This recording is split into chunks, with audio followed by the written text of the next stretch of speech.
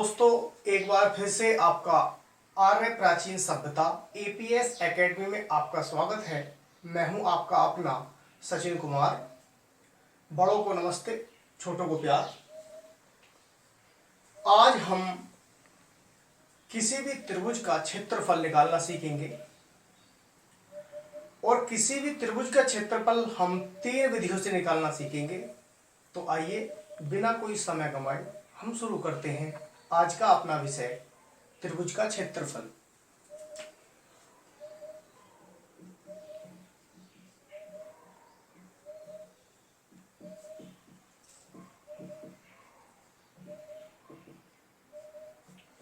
मान लीजिए हमारे पास कोई त्रिभुज है जिसकी एक भुजा 3, दूसरी 4 और तीसरी 5 मीटर है या सेंटीमीटर, कुछ भी आप ले सकते हैं।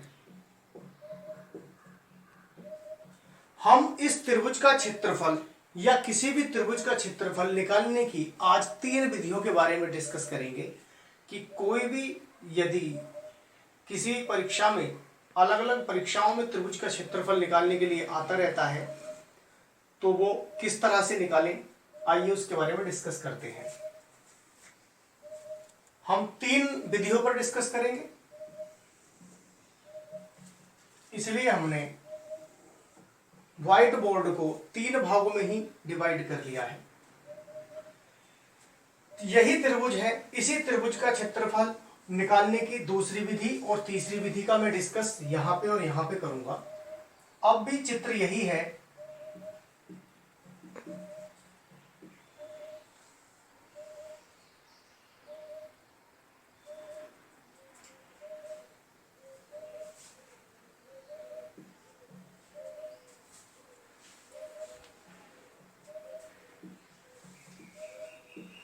Metre metre metre. तीसरी विधि में भी हम इसी चित्र का, इसी त्रिभुज का उपयोग करेंगे।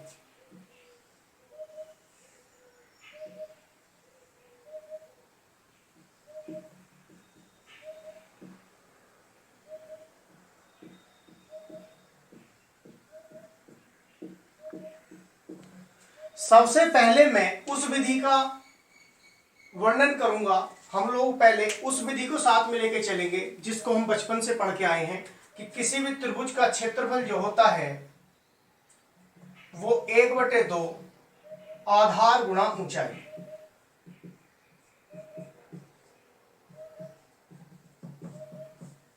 एक बटे दो हाइट इंटू बेस या बेस इंटू हाइट।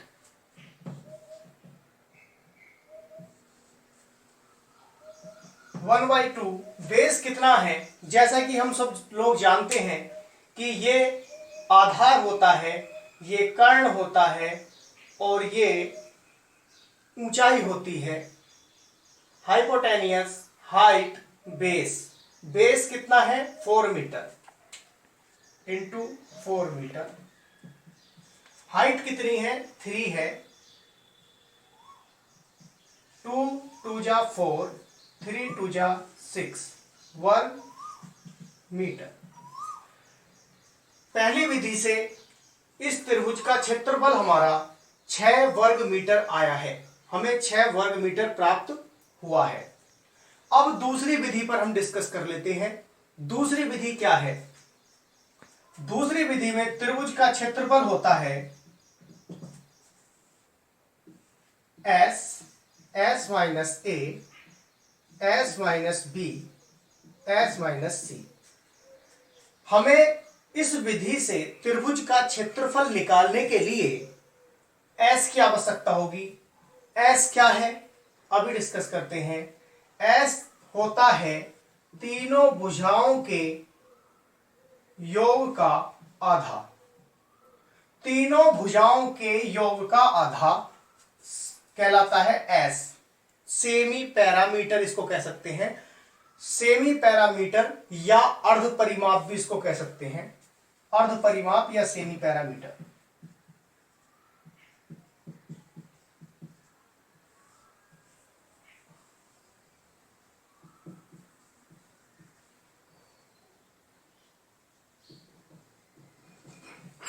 एस यहां पर हम शुरू करते हैं यहां से। a इज इक्वल टू 4, पहली भुजा की लंबाई 4, दूसरी भुजा की लंबाई 5 और तीसरी भुजा की लंबाई है 3/2। तो s आपका कितना आ गया? s आपका आ गया 5 और 4 9 और 3 12 का आधा 6 मीटर।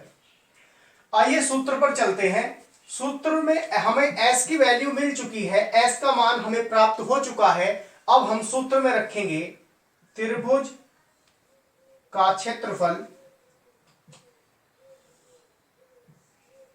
s है 6,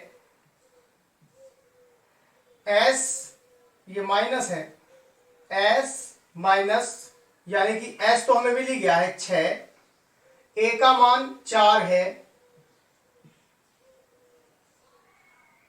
फिर से s माइनस b का मान 5 है, फिर से s का मान हमें मिल गया है 6 माइनस और c का मान है 3। तो दोस्तों देखते हैं क्या आता है। 6 को ऐसे ही रहने दीजिए, 6 में से 4 जाते हैं तो 2 बचते हैं, 6 में से 5 गया 1 बचता है और 6 में से 3 गया 3 बचता है। यहां पे 6 दूनी 12 या 36 होते हैं, यानी कि वर्गमूल 36 और 36 का वर्गमूल आप सभी लोग जानते हैं 6 होता है, 6 वर्ग मीटर। हमने यहां पर 2 विधियों का अभिवर्णन किया, दोनों विधियों से वही त्रिभुज है और क्षेत्रफल 6 ही आया दोनों से। अब तीसरी वाली विधि पर डिस्कस कर लेते हैं, जो साइंस वाली स्टूडेंट्स के लिए बहुत ही उपयोगी है, जो एनडीए की तैयारी कर रहे हैं या सीडीएस की तैयारी कर रहे हैं उनके लिए। अब मैं निर्देशांक ज्यामितीय विधि से इसका क्षेत्रफल निकालूंगा। मान लीजिए ये मूल बिंदु है 0,0। अगर ये मूल बिंदु हैं, जैसा कि हम सभी लोग जानते हैं कि हमने मान लिया कि ये मूल बिंदु हैं 0,0 होते हैं।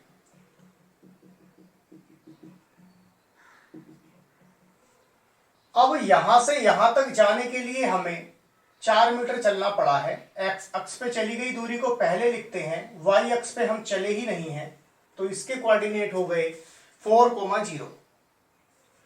इसी तरह से इसके निर्देशांक हो जाएंगे 0,3, क्योंकि यहां तक जाने के लिए हम वाई अक्ष पर चले हैं और वाई अक्ष पर हम 3 मीटर चले हैं। जैसा मैंने पहली वीडियो में भी डिस्कस किया था कि पहले हम x को लिखते हैं, x अक्ष पे चली गई दूरी को लिखते हैं और उसके बाद हम y अक्ष पे चली गई दूरी को लिखते हैं।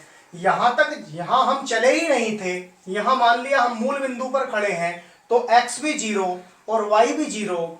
यहां जाने के लिए हमें केवल x अक्ष पर चलना पड़ा है, वो भी 4 मीटर। y अक्ष पर हमको चलना नहीं पड़ा है, इसलिए इसके निर्देशांक 4,0। यहां पहुंचने के लिए हम केवल y अक्ष पर चले हैं, x अक्ष पर चले ही नहीं हैं, इसलिए इसके निर्देशांक x बराबर 0 और y बराबर 3।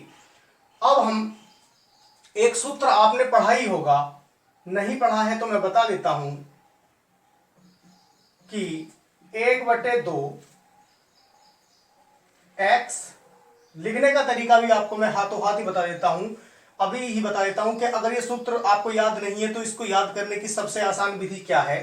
पहले इसको ऐसे लिख लें,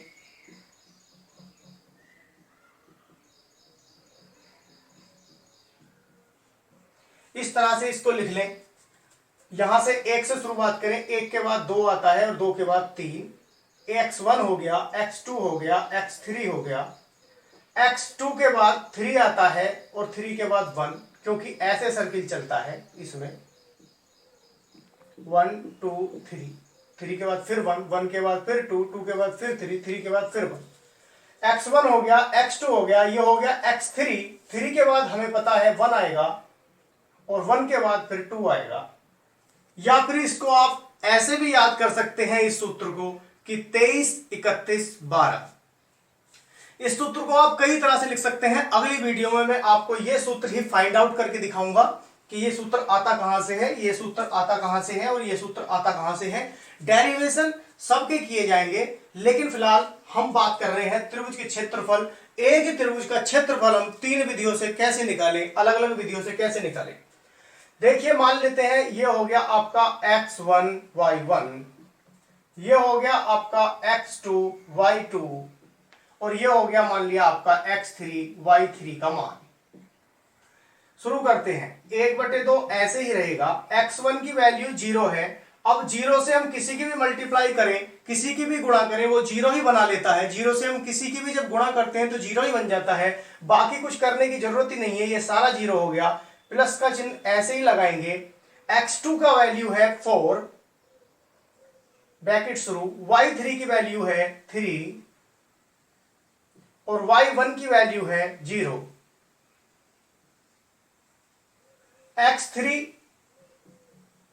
x3 के पास जाते हैं। x3 0 है, 0 से हम किसी की भी मल्टीप्लाई करेंगे 0 ही बन जाएगा, इसलिए उसको डिस्कस करना ही नहीं होता है। 1/2, ये 0 खत्म, ये 0 खत्म, 4 तिया 12 और 2 छक्का 12, ये हो गया आपका 6 वर्ग मीटर। तो दोस्तों, आपने देखा कि एक ही त्रिभुज का क्षेत्रफल हम 3 अलग अलग विधियों से किस तरह से निकाल सकते हैं।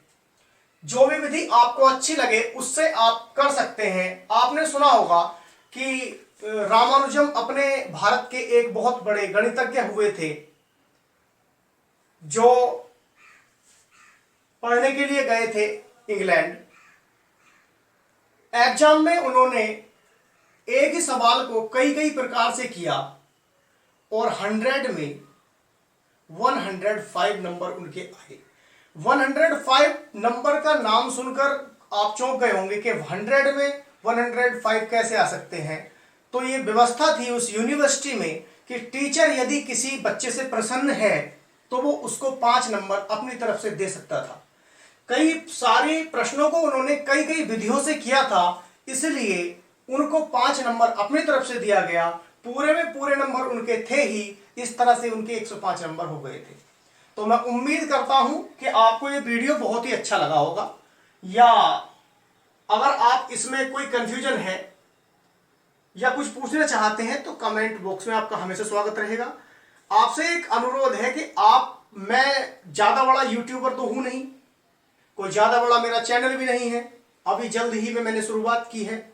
तो आप लोगों को मेरी वीडियोस ढूंढनी पड़ती होंगी। ढूंढनी इसलिए पड़ती होंगी क्योंकि ज्यादा वीडियोस भी मैंने अभी नहीं बनाई हैं, तो आपको मेरी वीडियोस ढूंढनी ना पड़े। जब भी मैं कोई वीडियो बनाकर डालूं, जब भी मेरी कोई वीडियो आए, जब भी मेरी कोई क्लास आए, आपको इजीली मिल जाए, इसका सबसे आसान तरीका है सब्सक्राइब। जब आप सब्सक्राइब कर लेते हैं तो जैसे ही मैं वीडियो कोई डालूंगा तो आपके पास नोटिफिकेशन चला जाता है, आप उस वीडियो को आसानी से देख सकते हैं।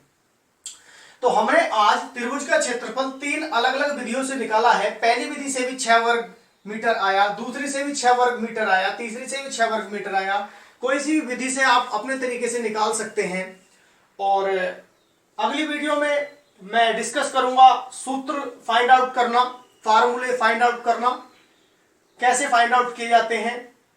मूल सिद्धांत होता है कोई भी सूत्र, बड़ी रिसर्च के बाद मैथमेटिशियन जो होते हैं इसको हमें देते हैं, उनका हमें आभारी रहना चाहिए। तो दोस्तों, फिर से एक बार बड़ों को नमस्ते, छोटों को प्यार। तब तक के लिए धन्यवाद।